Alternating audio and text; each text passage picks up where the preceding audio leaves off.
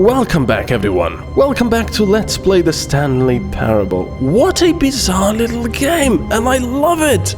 I adore it. It has no explosions, no, enemies. You can't even jump. You don't know what the hell is going on, except that so far it seems that this is just, suspend your disbelief. This is a story told by someone, and you're playing it. Well, actually, that's all games, but, whatever. Last time we wanted to control the world, and we got nuked. But Stanley simply couldn't handle the pressure. What if he had to make a decision? What if a crucial outcome fell under his responsibility? Exactly. He had never been trained for that. No. This couldn't go anywhere except badly. The thing to do now, Stanley thought to himself, is to wait. Nothing will hurt me. Nothing will break me. In here I can be happy forever. I will be happy. Stanley waited. Hours passed, then days. Had years gone by? He no longer had the ability to tell. But the one thing he knew for sure, beyond any doubt, was that if he waited long enough, the answers would come. Eventually, someday, they would arrive. Soon, very soon now, this will end. He will be spoken to. He will be told what to do. Now it's just a little bit closer. Now it's even closer. No. Here it comes. No! We just reset the game, apparently. Excuse me, okay. So, that's a lot of endings. Jeez, okay. Stanley knew the office layout like the back of his hand. It was only a matter of time before he found the others, wherever they were.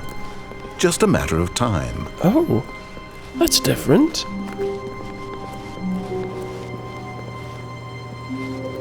It's different than before. You know what? This game is brilliant. What was it When made? Stanley came to a set of 2 open doors, he entered the door on his left. Alright, let's follow that again, but shut off the machine, see what happens. And we'll just go past the broom cupboard, whatever. Yet there was not a single person here either. Feeling a wave of disbelief, Stanley decided to go up to his boss's office, hoping he might find an answer there. Broom closet. Coming to a staircase, Stanley walked upstairs to his boss's office. Alright, let's go upstairs. Let's see what we can find.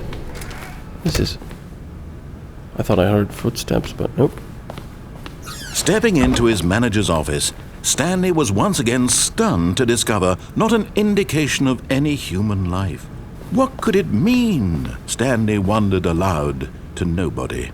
He began wildly tearing through papers on the boss's desk, pulling books off the shelf, looking behind paintings, desperate for clues to his situation.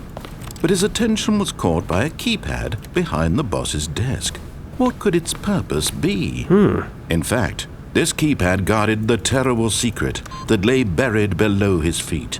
And so the boss had assigned it an extra secret PIN number, 2845. But of course, Stanley couldn't possibly have known this. Okay.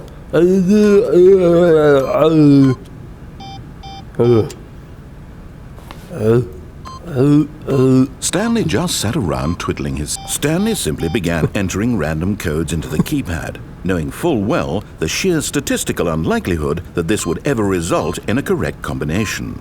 If he knew that the combo was 2845, it would be another story entirely. But no, 2845. 2845. Hello, I can't read. Wait a second. But it turns out that the panel's emergency override kicked in, and the door just opened all by itself. No. And Stanley got the hell along with the story. Well, whoop-de-doo. Wait, I wanted to do it in the reversed, so... Oh. That was brilliant. Alright, let's get the hell along with the story. Terrible secret. He's a writer, and he's making a story and we're not really following it. This is this is hilarious. The poor guy, he's an author writing his next mysterious novel, and his main character is just not following his directions, his imagination. Whoa. Is this a little different? No. Alright. Let's go down. Stanley walked straight ahead through the large door that read Mind Control Facility. Alright. Oh, yes. The lights rose on an enormous room packed with television screens. What horrible secret did this place hold? Stanley thought to himself. Did he have the strength to find out? I do. And if we wait, we'll probably get more dialogue. What does that say? Employee observation protocol. Okay. But, this is not controlling the world. This is just a limited number of people, like 400, I think. Something. 400-ish. Come on, narrator. I'm waiting. I'm not going to press that button. I may as well go out through those doors and back into the escape. Oh well. Now the monitors jumped to life, their true nature revealed. Each bore the number of an employee in the building, Stanley's co-workers. The lives of so many individuals reduced to images on a screen, and Stanley, one of them, eternally monitored in this place where freedom meant nothing. Wait, that one doesn't work. Is that one mine? Let's see. It's not changing now. Damn it. Oh, there we go. No, that's not us. We're here somewhere. Right. This mind control facility, it was too horrible to believe. It couldn't be true. Had Stanley really been under someone's control all this time? Was this the only reason he was happy with his boring job? That his emotions had been manipulated to accept it blindly? Well, that's what we're doing right now. He refused to believe it. He couldn't accept it. His own life in someone else's control? Never! It was unthinkable. Wasn't it? Was it even possible? Had he truly spent his entire life utterly blind to the world? Well, that's what we're doing right now. You're telling me what to do. But here was the proof. The heart of the operation. Controls labeled with emotions. Happy or sad or content. Walking, eating, working. All of it monitored and commanded from this very place. And as the cold reality of his past began to sink in, Stanley decided that this machinery would never again exert its terrible power over another human life. For he would dismantle the controls once and for all. Yes, let us free the world of mind control. Awaiting input. We are going to turn it off.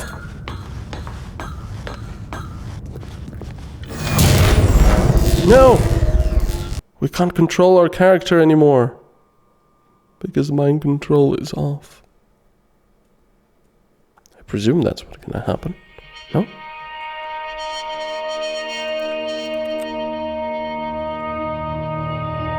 Blackness and a rising chill of uncertainty. Was it over? Oh. Yes! He had won! He had defeated the machine, unshackled himself from someone else's command. Freedom was mere moments away. And yet, even as the immense door slowly opened, Stanley reflected on how many puzzles still lay unsolved. Where had his co-workers gone? How had he been freed from the machine's grasp? What other mysteries did this strange building hold? But as sunlight streamed into the chamber, he realized none of this mattered to him. For it was not knowledge or even power that he had been seeking, but happiness.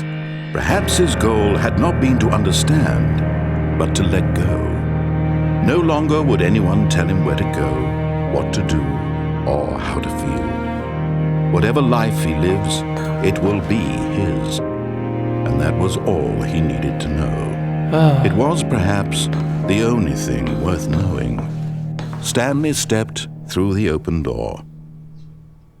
Wow. Stanley felt the cool breeze upon his skin, the feeling of liberation, the immense possibility of the new path before him. This was exactly the way, right now, that things were meant to happen. And Stanley was happy. Yay! Stanley was happy. He was happy. Well, that was a good ending, but where the hell were the others? I guess we'll never find out, unless we play the game more. Which we're going to do right now. The end is never. I think that makes a lot of sense. The end is never, because this game has so many endings. But it seems you can never really get everything together. Either you can escape yourself and never find your co-workers. And despite the serenity of that place, it was kind of creepy. What is that? Is it raining? All of his co-workers were gone. What could it mean? Stanley decided to go to the meeting room. Perhaps he had simply missed a memo. It's raining. How cool. This game keeps getting different. Or at least some details are different. And once again, I forgot to check my number. 429, was it? I think. When Stanley came to a set of 2 open doors, he entered the door on his left. Let's do that again, but go through the escape.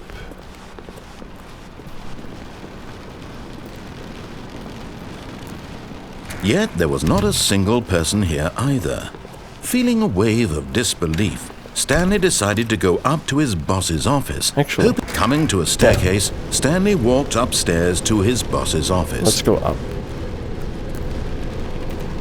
And let's enter the code before he even tells us the code. The moment he entered his manager's office, Stanley froze in his tracks. Not a living soul anywhere. Could he? Stanley was in such a rush to get through the story as quickly as possible, he didn't even have a single minute to just let the narrator talk. That kind of anxiety isn't healthy, so he relaxed for a few moments with some calming New Age music.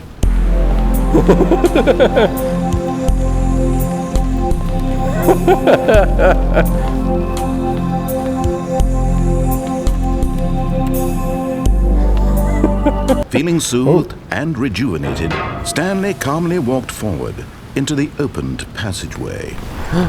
Stop. Oh. That was brilliant. Well, let's see what's over here. We already know what it is, but that is all right. Loading, loading, loading, loading, loading, loading, loading. Right, where are we going? We're going to the escape.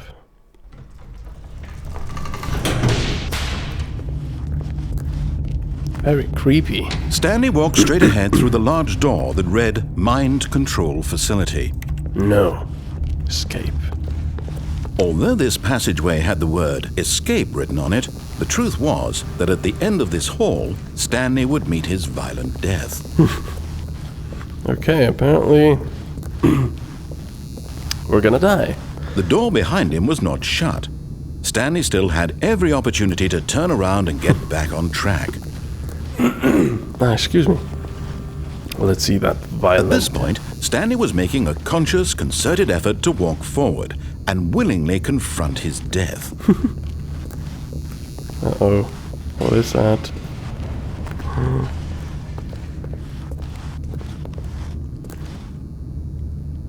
Yeah. Can we go anywhere else? Nope. Let's go down into our death then.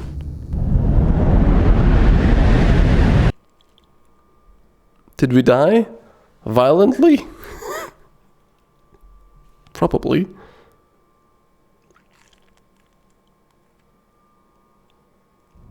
No, there's more. Oh.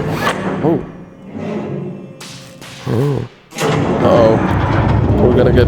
As the machine whirred into motion and Stanley was inched closer and closer to his demise, he reflected that his life had been of no consequence whatsoever. No! Stanley can't see the bigger picture. He doesn't know the real story, trapped forever in his narrow vision of what this world is. Perhaps his death was of no great loss, like plucking the eyeballs from a blind man. So he resigned and willingly accepted this violent end to his brief and shallow life. Farewell, Stanley. No! No! No! Oh. "Farewell, Stanley," cried the narrator, as Stanley was led helplessly into the enormous metal jaws. In a single visceral instant, Stanley was obliterated as the machine crushed every bone in his body, killing him instantly. No! Oh. We survived. Whew. Thank you. Boxes. I know there's a conspiracy here somewhere. But we weren't crushed. Stanley Parable. Oh, I guess. And yet it would be just a few minutes before Stanley would restart the game, back in his office, as alive as ever. What exactly did the narrator think he was going to accomplish? Oh. This looks pretty. Wow. When every path you can walk has been created for you long in advance, death becomes meaningless, making life the same. Do you see now? Do you see that Stanley was already dead from the moment he hit start? It's a time paradox. Well, thank you very much for watching. We'll continue this next time. This is certainly getting interesting. Wait, there's a credits there, but yeah, we'll do that next time. Thanks for watching. Bye-bye.